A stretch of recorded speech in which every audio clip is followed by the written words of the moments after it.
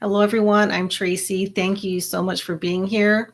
In today's video, I'm going to be reading some interesting emails that I picked out. I thought it would be important to share this information with you all.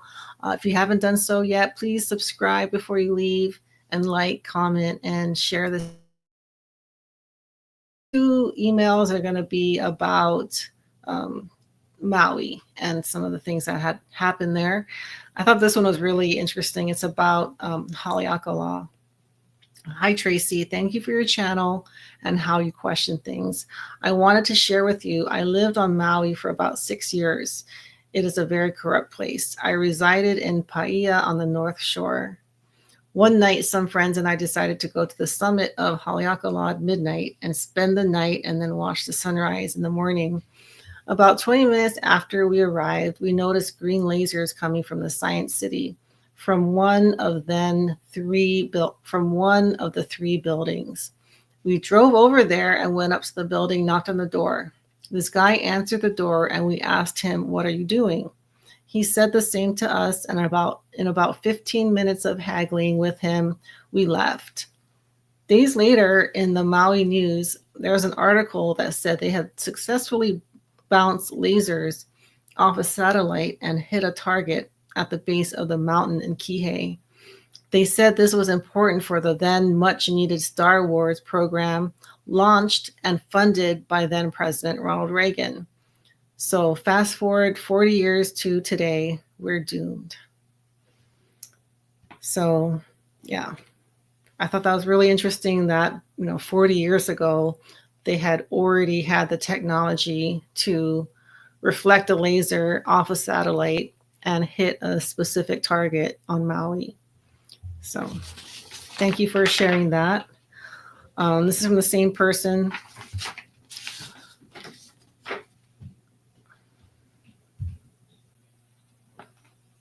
All right. Hi, Tracy. I have to share a story with you. When I lived on Maui, there was a mayor named Hannibal Tavares.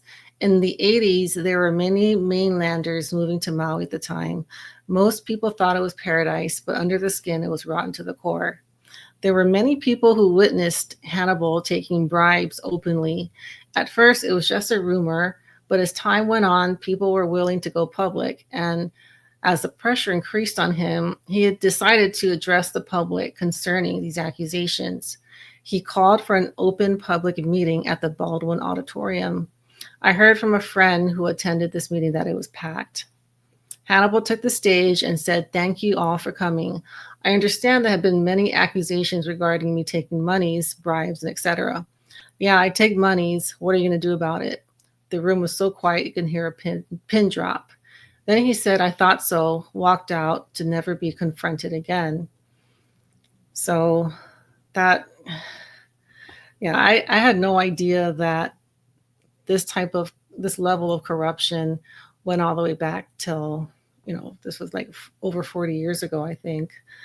So I forwarded this to Clyde Holokai, who is the retired assistant police chief, and he said that he does remember this mayor and that his daughter became mayor later on.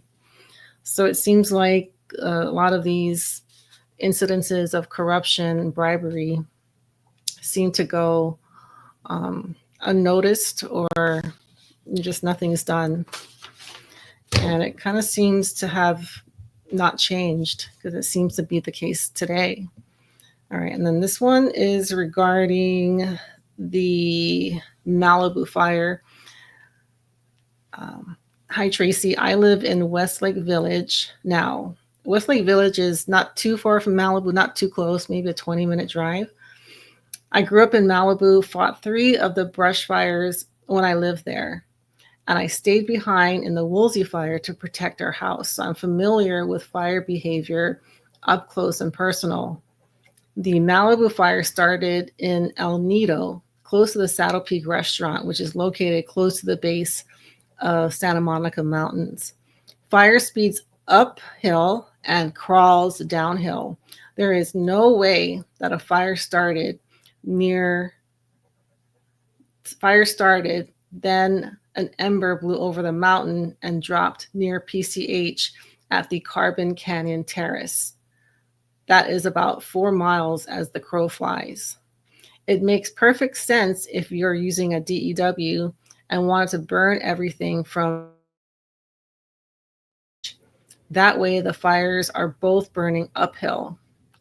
Evidence of the use of the DEW can be found on On-Scene TV website. I'll link these videos in the description. They have a video of a sheriff car with the hood missing and the top of the engine melted, which I feature that in a short, and as well as my Malibu fires videos. And the next video, there's an image of a minivan that spontaneously combusted. So yeah, I'll let you guys see these videos for yourself, but just, more evidence that the Franklin fire was not completely a natural fire. Okay, and then this is the last one I'll read. This comes from David from Camarillo. Hi, Tracy. I just watched your video on the Camarillo fire and wanted to pass on an observation. I live in Camarillo and noticed maybe about 2 weeks prior an unusually noticeable abundance of chemtrails above our area. Shortly after, we had a day of rain. Then a week after that, the winds started up, and of course, the fires kicked in. Probably a coincidence, but just wanted to mention this. Do you think there could be a connection? So I can't say definitively if these two things are connected, but this area, I've heard from a number of people that this area is heavily sprayed with chemtrails. The majority of LA is. In my area, I see them almost every day. And I'll link the Dimming, which is a documentary by Dane Wigington, and he has been researching chemtrails for a long time, and he'll go into what they have found in this vapor and how it can be related to these wildfires. But I do think they are related, but I think it's a part of the puzzle. There are a lot of other components that need to happen in order for these fires to behave the way they do, such as wind, weather, and the initial arson or the ignition of these fires. And we do often see evidence of like different ignition points.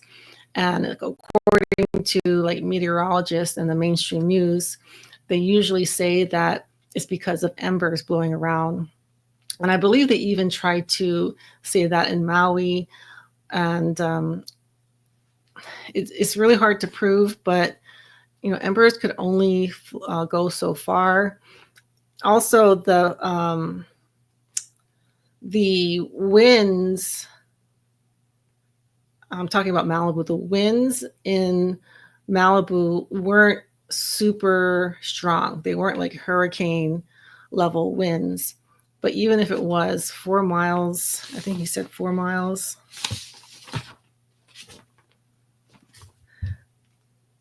4 miles, yeah. There's no way an ember flew that far and was able to start another fire. So thank you for sending that information. And if you've sent me an email, I really do my best to read them all. Either Shane or I will read them. And we really try to take everything into consideration. Often they do lead to more information. And I often won't get back to these emails, but just know I do read them and I take as much time to consider all this information. And I will, if you guys like this, I'll continue to share emails that I receive. So that's going to do it for today. Thank you guys so much for being here, and I'll see you all soon. Bye.